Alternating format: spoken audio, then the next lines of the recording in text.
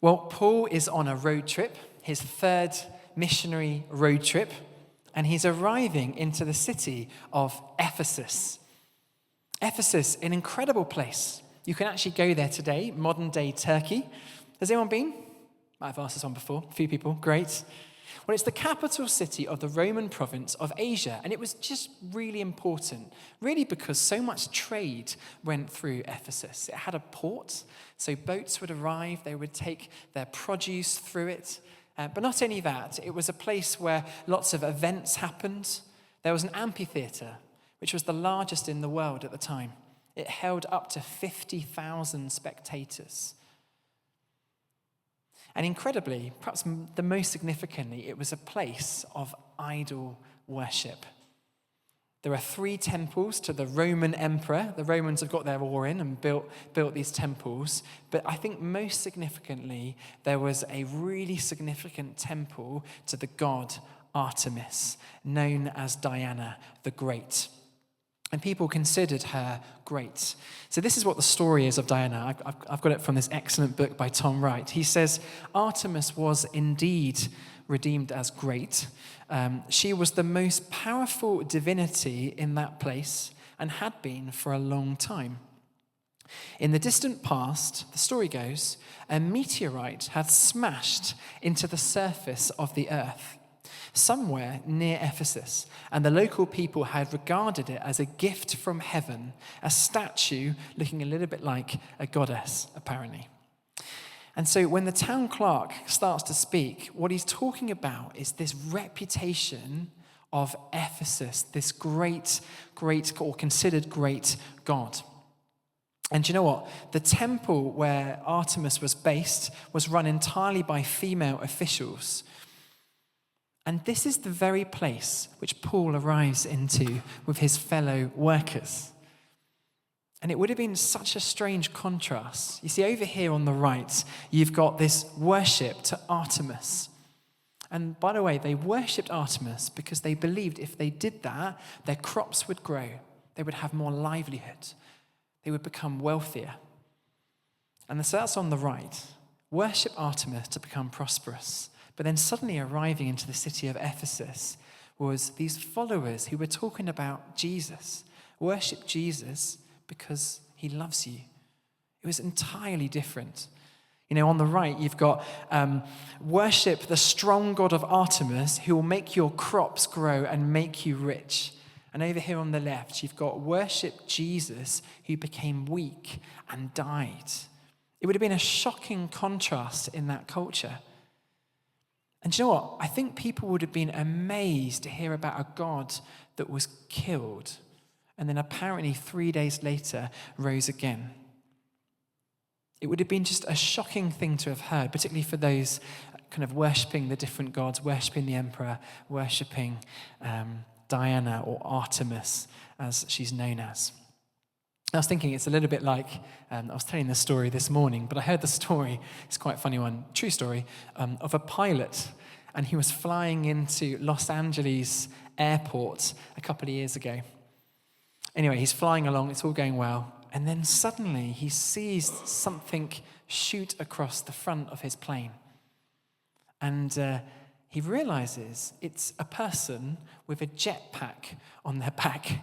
And the pilot stares in slight amazement and then sends this message to air traffic control and says, Tower, this is American Airways 1997. We just passed a guy in a jetpack. And you can imagine air traffic control is slightly scratching their head and they're saying, what are you talking about?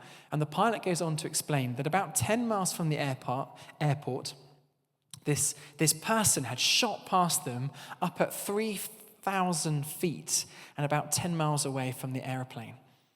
And interestingly, a second pilot also reported seeing this man flying at high altitude too. No one inevitably owned up to being that pilot. But you know what? I think for that pilot, they were going along and then suddenly something new arrives that's just entirely different. It's shocking. It's new. If you're going to fly at 3,000 feet, who thinks of using a jetpack? But someone was coming along who was breaking the status quo and living completely differently.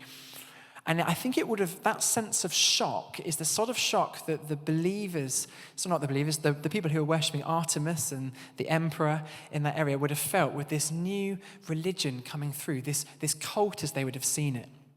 Let's dive into the passage. So it says, verse 21, after all this had happened, Paul knows where he's going. It says he decided to go to Jerusalem. And he passed through Macedonia and Achaia. And he's making his way where? To Rome. That's where he's called to go. That's his missionary journey. No one's going to stop him from going there. But on the way, Paul has a job to do to share the good news of Jesus with as many people as possible. And so he comes back to the city of Ephesus, the place where he has been for about 2 years, teaching people, starting churches. And you know what? For those 2 years, the sick people are cured. Evil spirits are driven out of suffering people.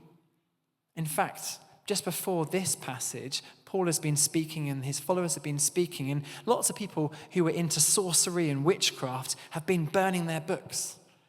They've turned to Jesus. And you can imagine the people who were living there, and people particularly who were worshipping the god of Artemis, were going, what is this group? What is going on? And in particular, this man Demetrius is pretty upset by it. And there's this riot that happens. Who was Demetrius? Well, he was a silversmith. In Ephesus, many people would make silver shrines in honor of the goddess Artemis. I've got one on the screen. This was a very similar one to the ones that they would have had. Hopefully it will come up. They looked a little bit like this. This is Artemis. This is what we think she looked like. And what would happen is in that culture, these silversmiths would create these little shrines, and then people would buy them as they come. Perhaps we can leave it up there for the moment, Chung. And they would come to the city once a year from all around to worship Artemis. It would be 1 month every year. It was sort of Artemis month. And people would come to the city. There would be great games in the city of Ephesus. But also people would come to worship Artemis so that their crops can grow, so that they can be fruitful. And what people would do is when they left, they would buy these little statues and they would take them back to wherever they're from. And archaeologists have actually found these little statues as far away as England, France, even, would you believe it, Egypt. That's how far these things have traveled, and that's how far people came to the city of Ephesus. And so Paul is arriving, and Paul is giving a gospel that says, why are you worshipping these little silver statues? It's a little bit like, if you think of Christmas, once a year, people focus on Jesus. Well, once a year, they were all focusing on this statue and they were worshipping. And so you can imagine people in Demetrius' context is thinking, well, hang on a minute. If I allow this cult to grow, we're not going to sell any more of these items.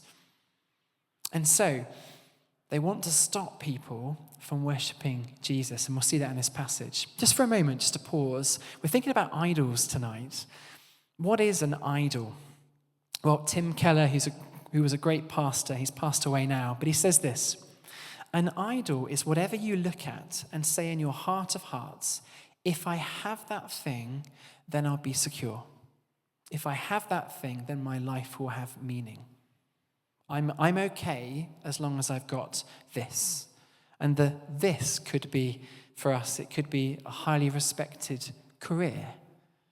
It could be having that spare money in the bank. It could be having a home. It could be having popularity. It could be health or the health of a loved one.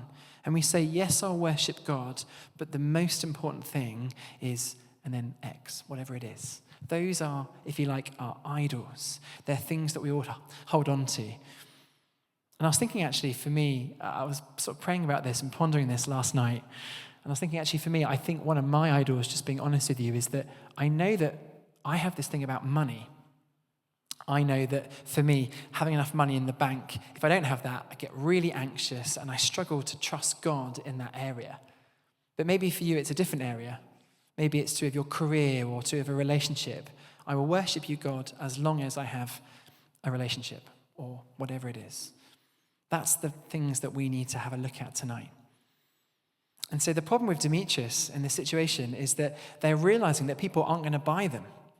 It's a little bit like, can you imagine if down the high road, someone set up a shop?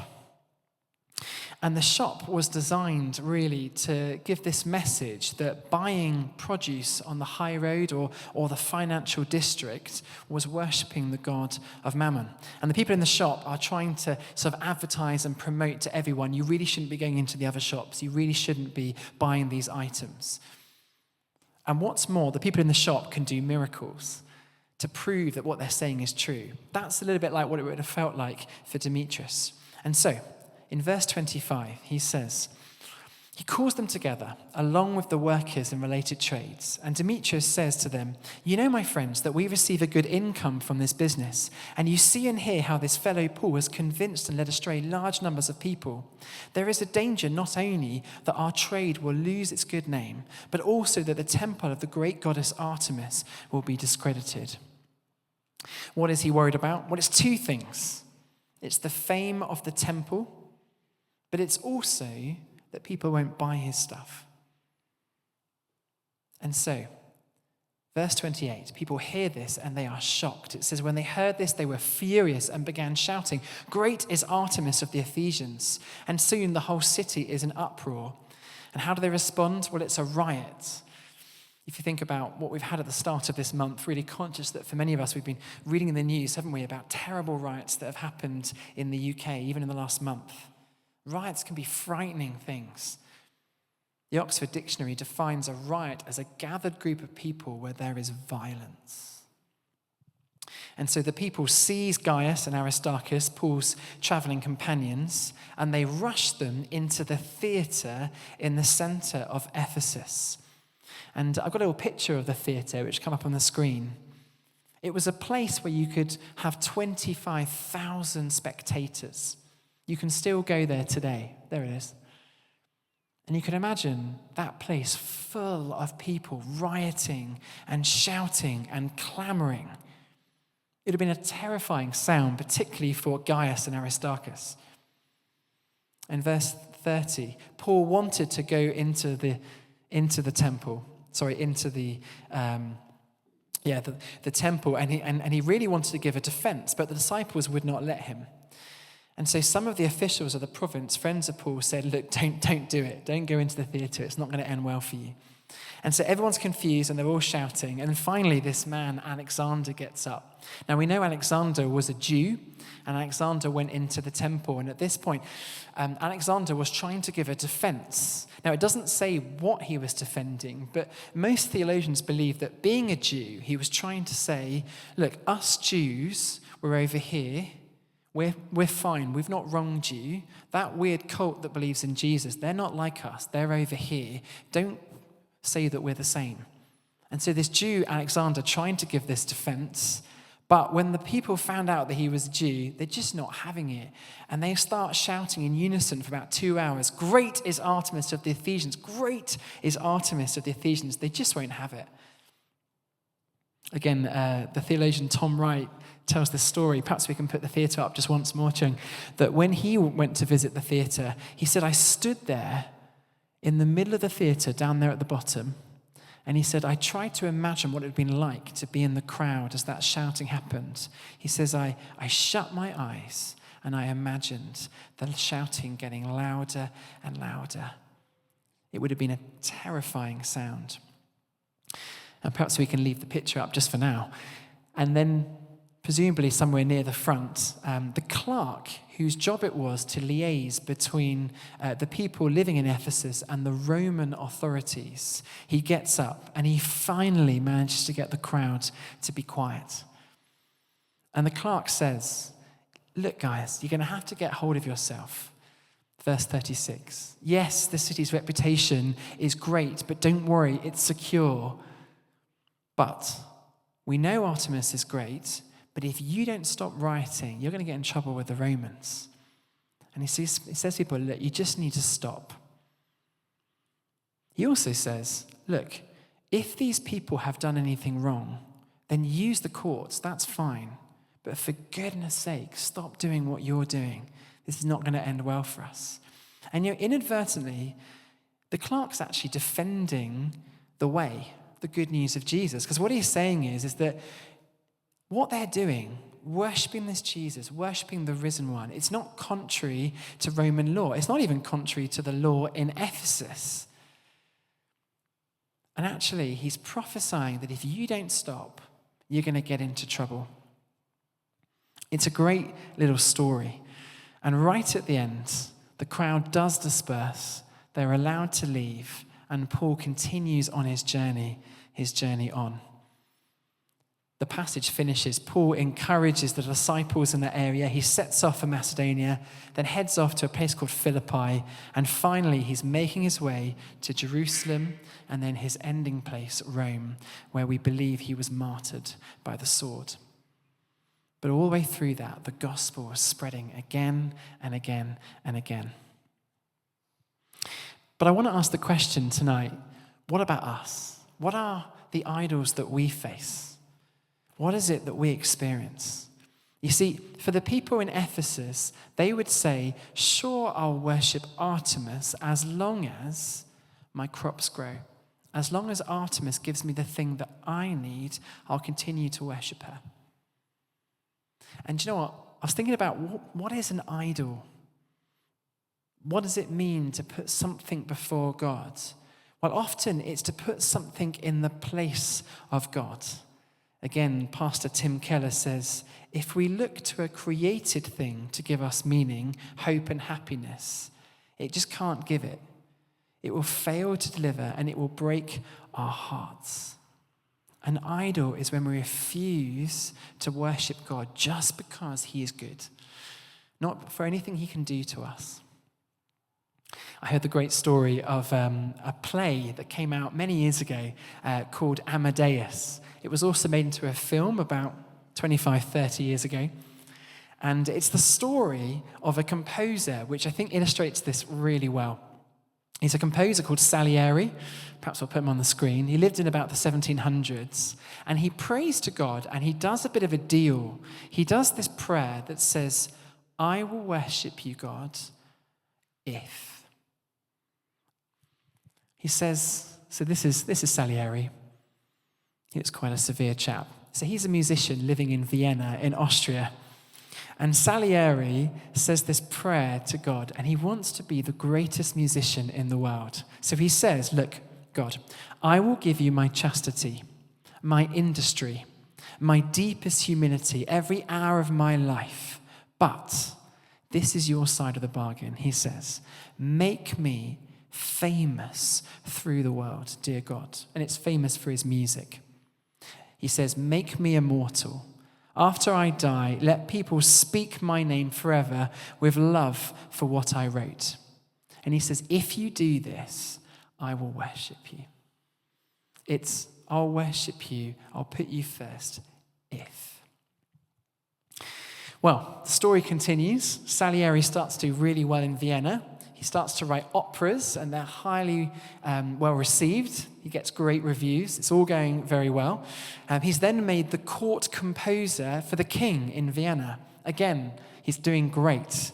And it's all going really well until he comes.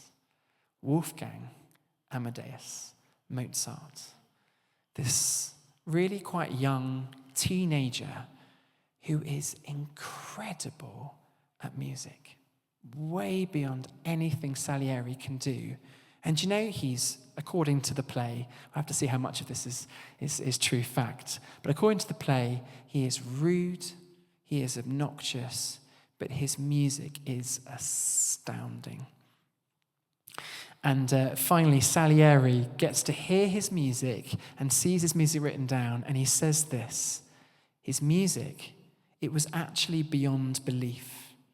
These were first and only drafts of music, but they showed no corrections of any kind. This is looking at his sheet music. He had simply written down music already finished in his head, page after page of it, as if it were just taking dictation. It was clear to me that the sound I heard had been no accident. Here again was the very voice of God. It was the greatest music he'd ever heard. And he was completely outshone from going and being the court composer, his life just started to go down. Mozart became famous. Mozart became the one that everyone wanted to hear. And Salieri looked back at God and started to curse him. And he says this prayer: "From now on, we are enemies, you and I, because you choose for your instrument a boastful, lustful, smutty, infantile boy, and you give me for reward only the ability to recognize the incarnation, because you are unjust and unfair and unkind, and I will block you, I swear it." It's the prayer of if. I will worship you if I am great. For us, it's if I have a successful career, if you give me a relationship, a marriage, if I have enough money, if my children flourish, if I am content, then I'll worship you. And yet the message of Salieri is that he became a bitter and disappointed man with no love in his heart. You can't do a deal with God. And I guess the question for us this evening is, what are the ifs in our lives? What are the things that we're holding back from God? What are the things that we know God doesn't reign in that area? For some people, it might be the if of saying, I'll love you if, as I mentioned. But for others of us, maybe it's just an area of your life that you know you're not honoring God in that area. It could be your finances. It could be how you spend your spare time. It could be what you do when you're on your own, when no one's looking, whatever it is. But whatever it is, the encouragement tonight is, don't be a Salieri. Don't be people like Ephesus who worship their God only when they felt they would get something. We worship the God who gave everything for us by dying on the cross. And just to finish, I was thinking about this if. There was a rich young ruler, I'm sure you know the story, who came to Jesus with an if. He came to Jesus and said, "What must I do to inherit eternal life?" And they discuss it for a while. But then finally Jesus says to him, "Sell all you have, give it to the poor, and come and follow me." Because that was his if. That was the area that he couldn't worship Jesus in. And the young man goes away sad because he couldn't do it.